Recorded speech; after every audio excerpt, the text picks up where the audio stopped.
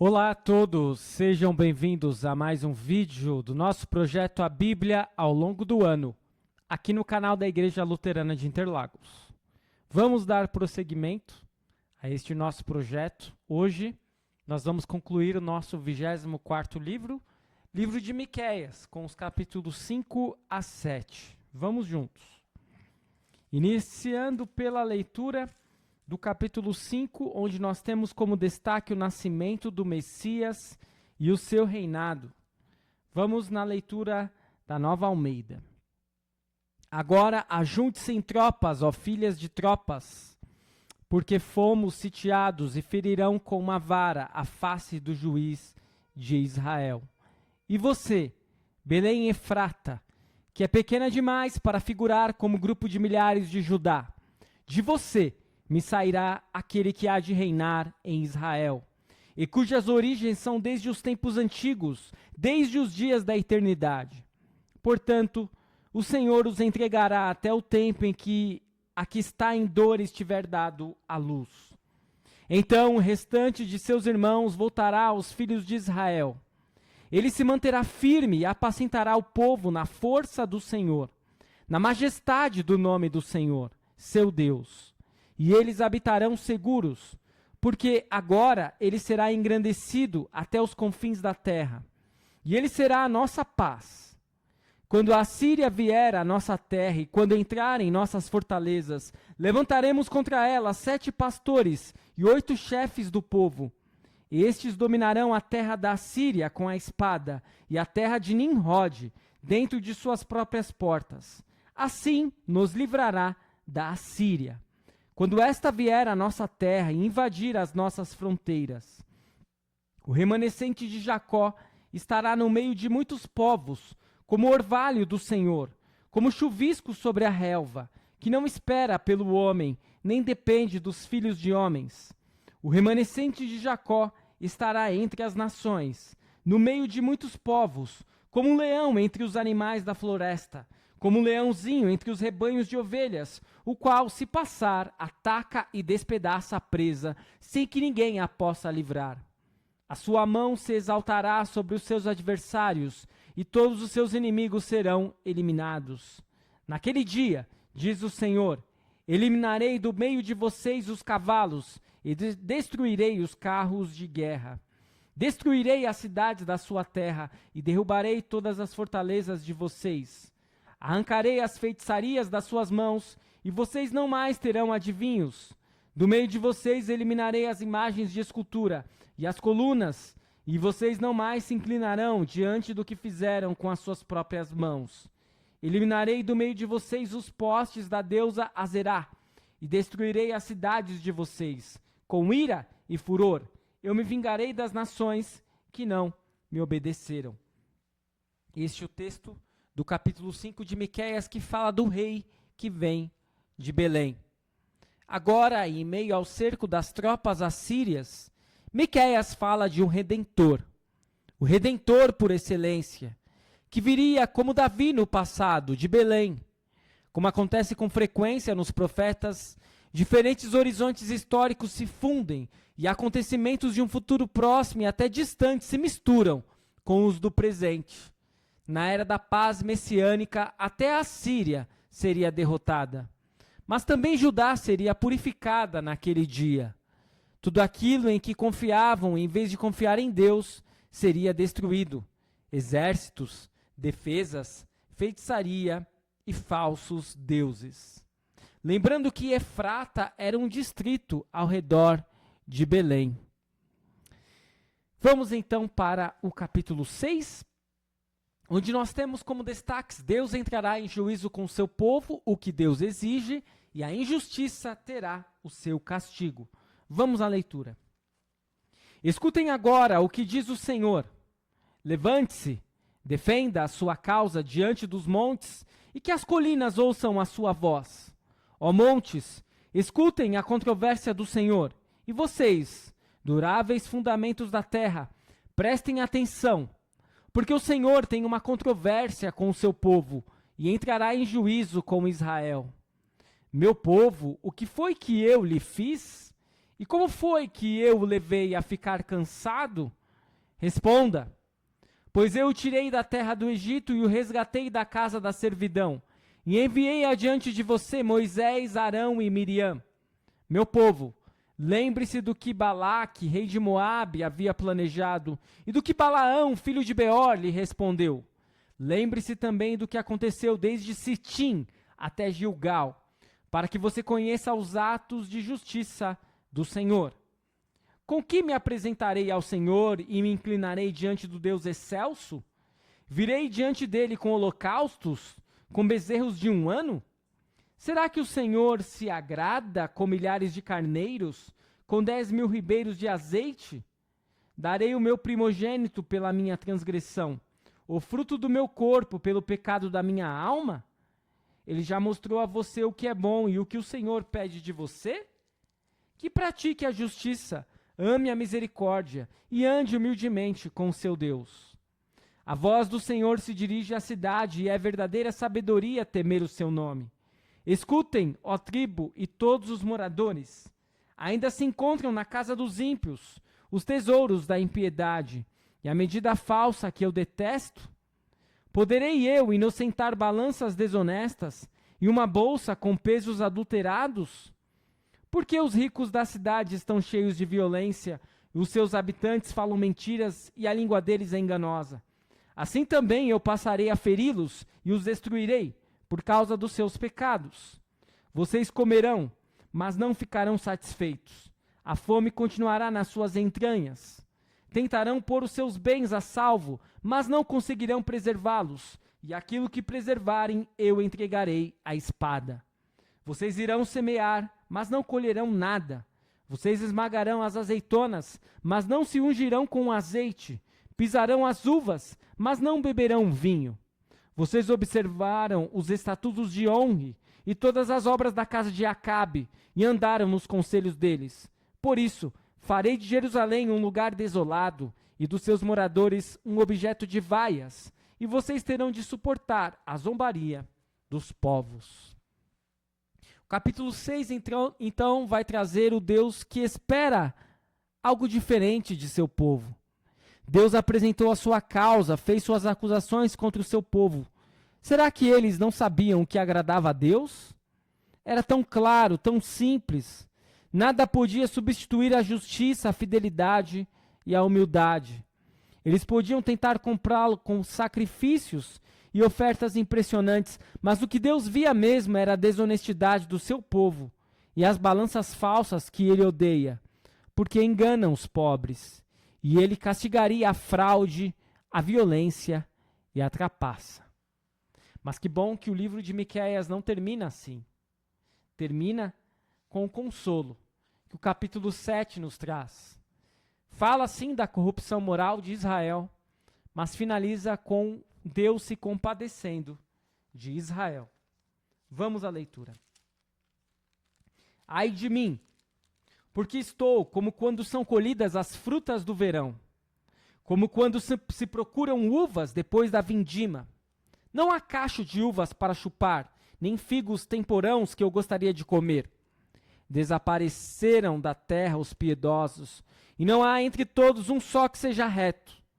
Todos ficam à espreita para derramar sangue, cada um caça o seu irmão com rede, as suas mãos são hábeis na prática do mal. As autoridades exigem, os juízes aceitam suborno, os poderosos manifestam seus maus desejos e assim em conjunto tramam os seus projetos.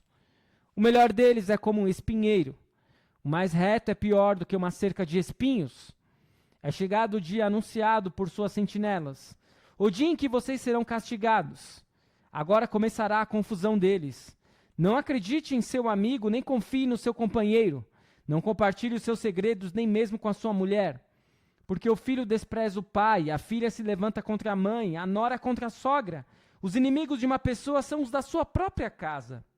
Eu, porém, olharei para o Senhor e esperarei no Deus da minha salvação. O meu Deus me ouvirá. Minha inimiga, não se alegre a respeito de mim. Ainda que tenha caído, eu tornarei a me levantar. Se morar nas trevas, o Senhor será a minha luz. Sofrerei a ira do Senhor porque pequei contra ele. até que julgue a minha causa e execute o meu direito. Ele me levará para a luz e eu verei a sua justiça. A minha inimiga verá isso, ficará coberta de vergonha. Aquela que me disse, onde está o Senhor, seu Deus? Os meus olhos a contemplarão. Agora ela será pisada como a lama das ruas. No dia da reedificação das suas muralhas, ó Jerusalém, nesse dia os seus limites serão ampliados. Nesse dia virão a você desde a Síria até o Egito, e do Egito até o Eufrates, e do mar até o mar, e da montanha até a montanha. Mas a terra se tornará em desolação, por causa dos seus moradores, por causa do fruto das suas ações. Ó Senhor, apacenta o teu povo com o teu bordão, o rebanho da tua herança, que mora sós numa floresta, no meio da terra fértil, que ele seja apacentado em Baçã e Gileade, como nos dias da antiguidade. Eu lhe mostrarei maravilhas, como nos dias em que você saiu da terra do Egito. As nações verão isso e se envergonharão de todo o seu poder. Porão a mão sobre a boca e os seus ouvidos ficarão surdos. Lamberão o pó como serpentes, como animais que se arrastam pelo chão, tremendo. Sairão dos seus esconderijos e, tremendo, virão ao Senhor nosso Deus e terão medo de ti.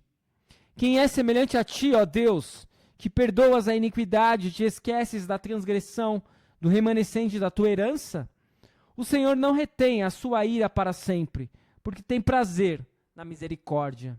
Ele voltará a ter compaixão de nós, pisará aos pés as nossas iniquidades e lançará todos os nossos pecados nas profundezas do mar. Mostrarás a Jacó a fidelidade e a Abraão a misericórdia, as quais juraste aos nossos pais desde os dias antigos. Esta leitura do capítulo 7 de Miqueias, que fala a respeito de trevas, mas, claro, não deixa de falar da luz. Neste último capítulo, o profeta abre o seu coração. Ele lamenta o que estava acontecendo no meio do seu próprio povo, com a decadência da sociedade. Fidelidade, honestidade, confiança, todas sumiram. A podridão que começou no governo permeou toda a nação. E agora todos os relacionamentos humanos estavam ruindo. A amizade e a família não valiam nada. O cenário humano era deprimente, mas ainda havia esperança, porque Miqueias conhecia o seu Deus. Com Deus ainda havia luz, e nele ainda se pode confiar. Sua promessa não falha, ele voltaria a libertar. Em seu amor compassivo, ele perdoaria novamente. Assim, Miqueias ficaria vigiando e esperando o momento em que Deus, outra vez, apacentaria o seu povo, fazendo milagres a favor deles, como nos tempos antigos, demonstrando compaixão e sendo fiel às antigas promessas que fizera aos patriarcas do povo. E assim nós finalizamos o estudo do livro do profeta Miqueias, mas vamos ainda retomar alguns importantes ensinamentos que nós vimos nos capítulos 5, capítulo 6 e também o capítulo 7. Na Bíblia da Reforma, nós temos o seguinte comentário a respeito do capítulo 5. O Senhor não garantiu que a cidade de Jerusalém escaparia de ser capturada, mas prometeu um governante da casa de Davi que traria paz e segurança duradouros. O Senhor não nos prometeu a vitória sobre todos os nossos inimigos terrenos, mas nos deu a vitória sobre o pecado, a morte e o poder do diabo, por meio de Jesus, o leão de Judá, a raiz de Davi, o filho de Jessé, nascido em Belém, na plenitude do tempo. Ele é o nosso castelo forte. No capítulo 6, nós vimos a acusação do Senhor contra Israel, que estava fundamentada na evidência de seus atos salvíficos. Já o povo, por meio dos seus pecados, agia como se servir ao Senhor fosse uma carga pesada.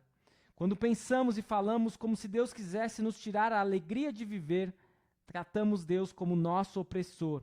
Esquecemos de seus atos salvíficos em nosso favor, sua criação, redenção e santificação. E por último, o capítulo 7, nós vemos que há um hino de conclusão. A natureza amorosa e perdoadora de Deus é descrita, seguida de uma afirmação confiante de fé nele. Conhecer um Deus assim, confiar nele, provoca em nós uma percepção humilde da nossa indignidade. Mas é bom nós lembrarmos que na época do ministério de Miqueias havia corrupção e dissolução nas esferas públicas e privadas da vida. E apesar disso, o profeta falou de um tempo vindouro em que Deus iria reunir o seu povo disperso e o inocentaria diante das nações. Podemos ter a plena convicção que Miqueias tinha, de que mesmo diante de castigos, diante dos pecados que nós cometemos, se uma vez estivermos verdadeiramente arrependidos, nós temos em quem confiar, e Ele não nos deixará desamparados. Ele irá nos salvar. O leão de Judá irá nos salvar. Lutero sobre Miqueias. O profeta Miqueias viveu no tempo de Isaías, e Miqueias até usa as palavras de Isaías. E assim é possível perceber como os dois profetas que viveram na mesma época pregaram quase a mesma palavra a respeito de Cristo, como se tivessem deliberado juntos a respeito do assunto. Miqueias é um dos profetas que censura o povo severamente por sua idolatria e constantemente se refere a Cristo e ao seu reino que estão por vir. Há um aspecto em que ele é singular entre os profetas, a saber, que ele aponta com toda a confiança para Belém, nomeando-a como a cidade onde Cristo deverá nascer. E por esse motivo Miqueias era célebre também sob a antiga aliança, como Mateus mostra no capítulo 2. Em resumo, ele repreende, profetiza e prega. Essencialmente, porém, ele quer anunciar que, muito embora Israel e Judá tenham que acabar em ruínas, Cristo virá e fará boas todas as coisas. Assim nós agora também precisamos castigar, censurar, consolar e pregar, e depois dizer, quando tudo estiver perdido, Cristo virá no último dia e nos salvará de toda desgraça. Esse é o comentário de Lutero a respeito do livro de Miqueias. Eu espero que o estudo de hoje e o estudo de ontem tenham sido de grande proveito, onde nós tivemos exatamente o estudo do profeta Miqueias. E amanhã nós retornaremos com um novo livro, nosso 25º livro da Bíblia, o livro do profeta Amós. Você pode perceber neste slide, como você pode ajudar neste projeto da Bíblia ao longo do ano. Eu espero que você fique bem e até o nosso próximo vídeo.